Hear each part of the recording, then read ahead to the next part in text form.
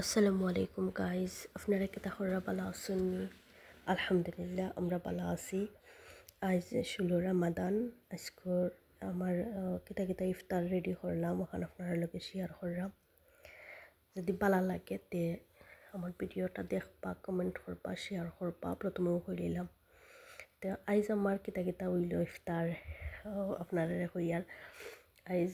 তরকারি আছে, বাট একটা কেতা ফুলকপি আনিলিছিলাম আক্কা আগে,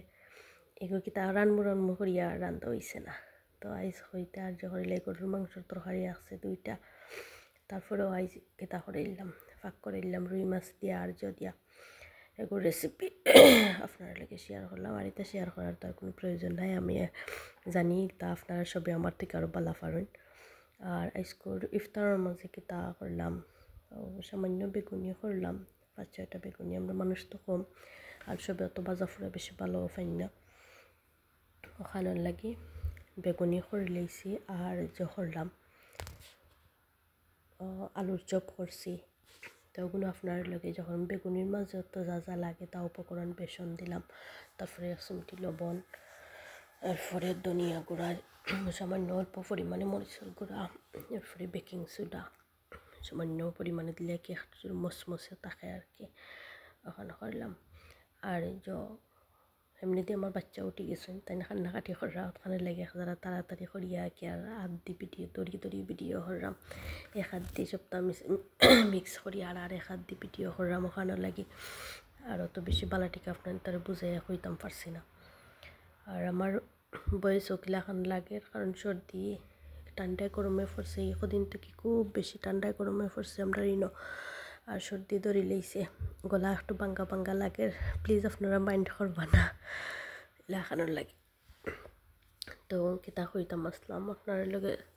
ভিডিও শেয়ার করলাম, আপনারা দোয়া করবা বেশি বেশি করে আমরা লাগি, আমরা আল্লাহ আমরা মাফ করতা দোয়া করবা। ওখানে রোজা তো আর যার গিয়ে 16 রামাদান হয়ে গেছে, আর সবে আমার একটু সাপোর্ট করবা ওখানেও। আর পরে আরও কিতা দেখাইমো আপনারা ও বেসন গুলিরাম হ্যান্ডউইচ দিয়া যদি ব্যাটারগুলা হয় তে আর কোনো পাইতে বাতাস থাকে না, ভাবল হয় না, সুন্দর হয়। আর যদি আপনি এমনি যে করিলেন নাকি হাতও বড়ি গেলতে আর কিলা লাগবো, ওখানেও লাগে আমি হ্যান্ডউইচ দিয়া করিয়া আর ওখানে কেতা করলাম বেগুনি করে লিটাম। আর আমি আগে যে করিয়া তো ইসলাম 60টা লবণ লাগাইয়া তো ইসলাম লবণ মাইকা তৈলে নানি মেরিনেট করিয়া লবণ দিয়া পরে আপনার এই বেগুনি নানি একটু মচমচে থাকবে। আর যদি আপনার সাথে সাথে 60টা খরাত লাগি যান তে বেগুনি মচমচে থাকতো না, একটু ফুরন দেখবা নরম হয়ে গেছে, কারণ বেগুনি তো পানি ছাড়ি দিব। আর এখন আমি প্রিপারেশন করলাম আলুর চপে প্রথমে আলুরে সুন্দর করে ম্যাশ করে লইমো। আর এগুলো একটু খালা দেখা নানি, এগুলো আসলে খালা হয়েছে, খালা হওয়ার কারণ হইল গিয়া এগুলো ছানা জেবলা করি নানি, চুলা জেবলা সিদ্ধ দিছি ওগুলোর লগে করিল ইসলাম, ওখানে লেগে একটু খালা লাগে, আপনারা অন্য কিছু মনে করবা না। এখানে হয়েছে গিয়া আমিও কেতা আমার বেগুনি প্রায় হয়ে গেছে, আমি আলুর চপ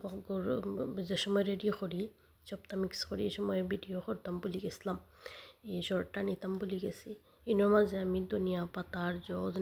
বেগুনির যে বেটার আছিল ওগুলোর মাঝে ফালাই দিছি। আর ইনোর মাঝে তো বেগুনির করবার লাগি আলুর চপ করবার লাগি ইনোর মাঝে আমি অল্প পরিমাণে বাখরের ধনিয়া পাতা, এরপরে ধনিয়া গুঁড়া, হলুদ গুঁড়া অত সবটা মিক্স করিয়া লবণ পরিমাণ মতো দিয়ে আর মিক্স করিয়া লইছি। পরে তো কেতা দিয়ে বেগুনির যে কেতা আছিল বেটার আছিল ওর মাঝে সবাইয়া আর লইয়া দিলাইছি। তা আপনারা কিলা খান লাগলো, পালা লাগলো নি না কেতা এখন আপনারা সবে জানাইবা। আর ইনো আমার দেখো আমার ফুলকপির তরকারি প্রায় শেষ হয়ে গেছে আল্লাহর রহমতে। আপনারা কইবাছেন কালারি লাখান খেনে, আমি একবারে অল্প করিয়া মশলা দিছি, কারণ রোজার মাস পুজরা তো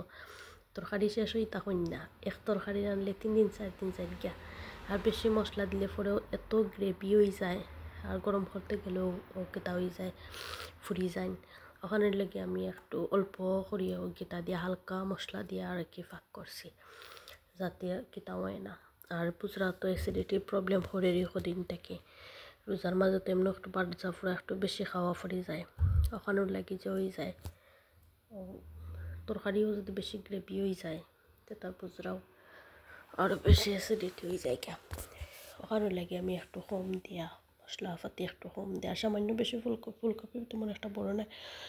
ছোটো সাইজের একটা ফুলকপি আছিল আর রুই মাছ দিয়ে আর ফুলকপি ফাঁক করে লাইছি আর ওইল গিয়া তা হয়তো মশলা ওই ইনো মাঝে আমি আপনারা শেয়ার করতাম বলে গেছি ইনো হইল গিয়া চানা আমি কিতা করছি চুলা বোনা করার লাগি সবটা আমি একসাথে দিলাইছি ইনো তাড়াহুড়া করলাম আপনারা দেখরা কারণ আমার ছেলে উঠে গেছে ওইটা তাই কান্নাকাটি করা শুরু করে দিছেন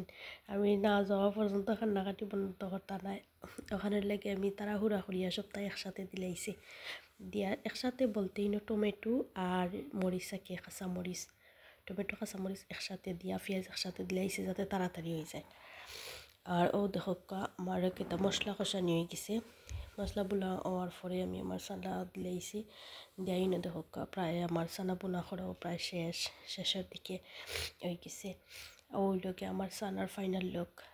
আর এখনও রয়েছে এখানের মাঝে ধনিয়া পাতা এখনও দিছি না ধনিয়া পাতা দেওয়ার বাকি আছে তো ধনিয়া পাতা দিলে আলহামদুলিল্লাহ আমার ডান আইজ ইফতার বেশি কিছু করে আমরা ফ্রাইড রাইস আরও চুলা বোনা আর আলুর চপ বেগুনি এখন ও দেখো আমার ইফতারের ফাইনাল লুক ইনো আমি স্ট্রবেরির একটা কেতা বানাইছি জুস বানাইছি স্ট্রবেরির জুসের রেসিপি আপনারা চাইলে আমি ফরে দিমনে এগুলো স্ট্রবেরির মাঝে আমি দুধ দিছি